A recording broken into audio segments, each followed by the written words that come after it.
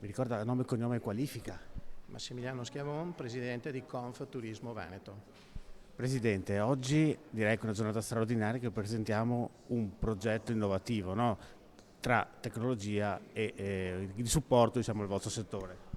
Beh, ci sono molti ingredienti interessanti in questa che è la giornata di avvio di un percorso di ricerca in collaborazione con l'università e con la collaborazione anche di tutto il settore del turismo, quindi sia della parte ricettivo alberghiera, sia dalla parte dei pubblici esercizi, delle agenzie di viaggio, degli operatori della spiaggia, quindi tutto il settore maggiormente rappresentativo del Veneto si è messo insieme a collaborare con il mondo universitario e aggiungerei un ingrediente importante, centrale in tutto questo, che è il coinvolgimento dei giovani che fanno il corso ovviamente all'università, ma anche quelli di ITS Turismo Veneto, che grazie alle loro competenze lavoreranno nella realizzazione di alcuni prototipi che poi serviranno a dare vantaggio, diciamo, competitivo alle aziende del nostro settore. In quali campi in particolare potrà svilupparsi questo progetto?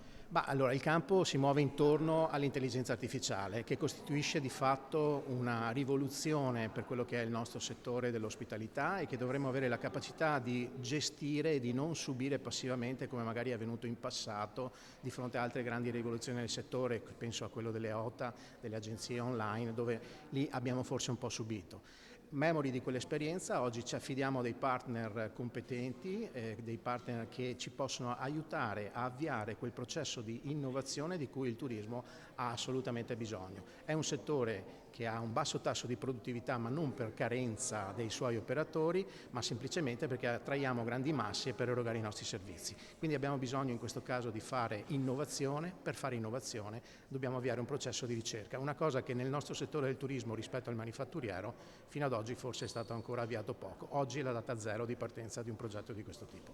E per la stagione di quest'anno cosa prevede? Non ho capito, scusi la domanda. Per la stagione di quest'anno cosa prevede? Intanto prevedo di essere ottimista, che è una delle caratteristiche, credo, alla base di chi si occupa di questo lavoro. Abbiamo avuto un maggio, soprattutto sulla costa veneta, non facilissimo dal punto di vista meteorologico, che ha compromesso un po' i risultati, però siamo fiduciosi, vediamo un giugno che sta entrando molto bene con tassi di occupazione significativi già al pari del 2024, alle porte un luglio-agosto, molti italiani che hanno deciso comunque di confermare la presenza nelle nostre strutture, ma c'è anche un'attenzione al mercato estero che era un po' quello che ci preoccupava di più, soprattutto quello di provenienza tedesco, che comunque sta dando dei segnali di buona tenuta.